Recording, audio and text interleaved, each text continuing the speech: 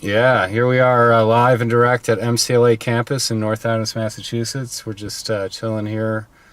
It's about 19 degrees outside, sunny day. Got about a foot of snow yesterday, so it's a good day to come out and talk about a few things. Today's Wistery is going to be episode 5, I believe. It's going to be about the Mandela effect.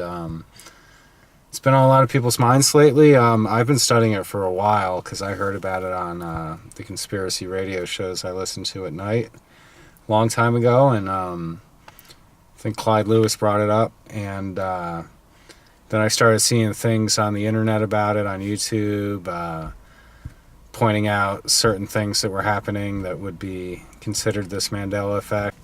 Yeah, so the Mandela effect was named that because of Nelson Mandela, a famous South African man who was a freedom fighter for the apartheid and spent a lot of time in jail. He was released from jail in front of a lot of people live on TV, and then he became, I believe, president of South Africa. And then he got pancreatic cancer at some point, I think in the late 90s. And he died, I believe, and they had a funeral on TV and all that. And then sometime in the mid 2000, 10, 11, somewhere in there, I think he died again. It might have been even 2013.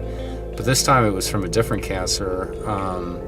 So people started going, wow, like we all had this memory of him dying already. And other people were like, well, not really, he just died, so it was kind of like a split among the population as to some people were remembering history different than others. And then we started seeing it in common everyday things like logos and brand names. One of the oldest existing examples of it is from, I believe it was like 1933 or 34 when they put out Snow White on Disney. It was the first full animation real Disney movie made. They had done other shorts and things prior to that, but in that the Queen says mirror mirror on the wall, but at this point it's magic mirror on the wall, and all existence of mirror mirror on the wall disappeared. And almost everyone 100% agrees with me on that one. And then you look into things like brand named cereals like Captain Crunch, not Captain Crunch. And then you see Fruit Loops. Is it Fruit or Froot? Fruit Loops. Looney Tunes with a Tunes, like it was about music and not cartoons. And then, now some people disagree with that one and said, yeah, it was about the music. It was Looney Tunes, it was Merry Melodies. And I say, oh, that kind of makes sense. The real kicker one that almost everyone agrees with is the Berenstain Bears. I grew up with it. We had the books, the videos. Now it's the Berenstain Bears.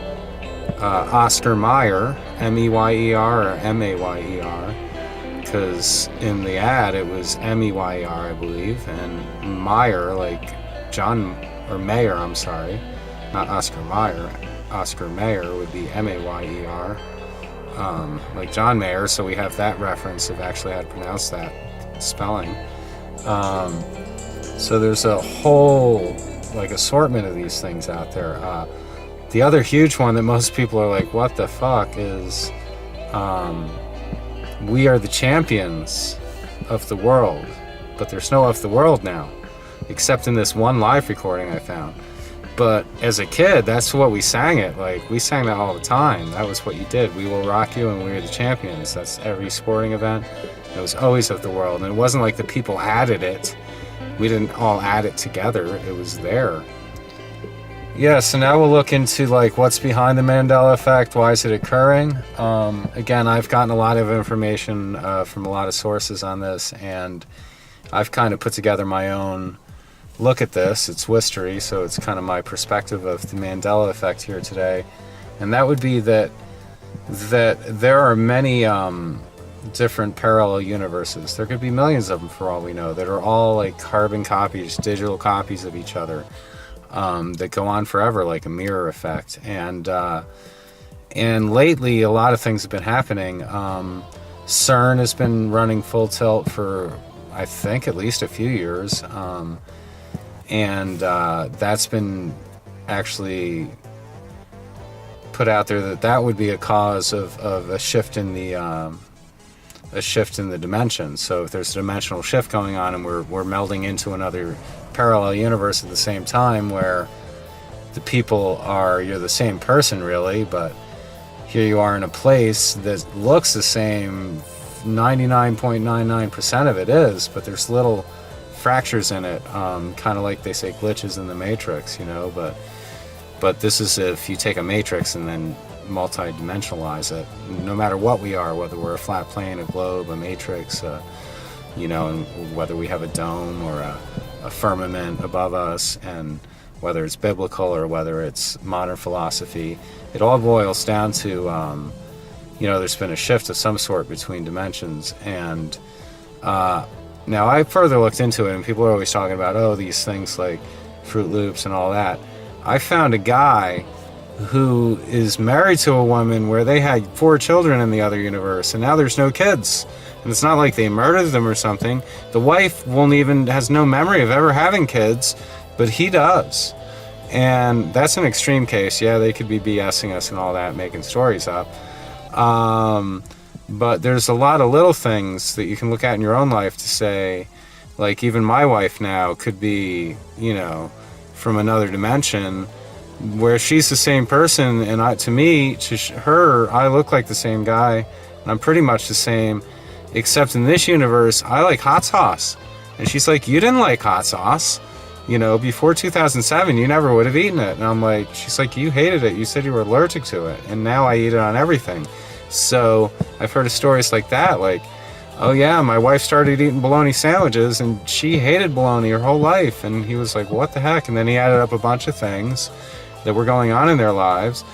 And another thing that I say to people now with this whole thing is, we've all been experiencing a lot of people dying around us. And it's like, we have President Trump now. It's like we're on a different timeline. Maybe we shifted over to this timeline. And I bring in my second theory now, which is like time travel. We all remember Back to the Future saying that if someone went ahead in time and came back and changed even the briefest little thing, that it would have a ripple effect through a lot of lives. Now maybe this is a matter of several time travelers doing their thing and affecting certain outcomes of certain things. Not everything they touch is going to change. It may not affect you, but hey, maybe it kills people off that weren't going to die.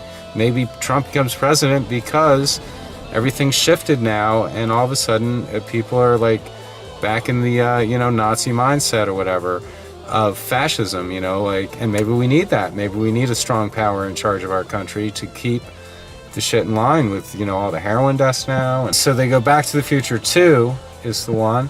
When they go Back to the Future in part 2, Biff becomes rich and owns a casino, and the town is a hellhole, all except for the casino, and there's prostitution and gambling and all these bad things going on. And to me, Trump is Biff. Like, it's weird. Like, this man-child was able to ascend to the highest office and become president, while the world's crumbled below him. He'll have his nice towers and casinos where all the billionaires come to gamble, while the poor people all suffer. Can this happen? Are we on that timeline? It could be, because the timeline I remember growing up through the 80s and 90s and into the early 2000s was totally different than what we're in now. And that's why I believe in the Mandela effect personally.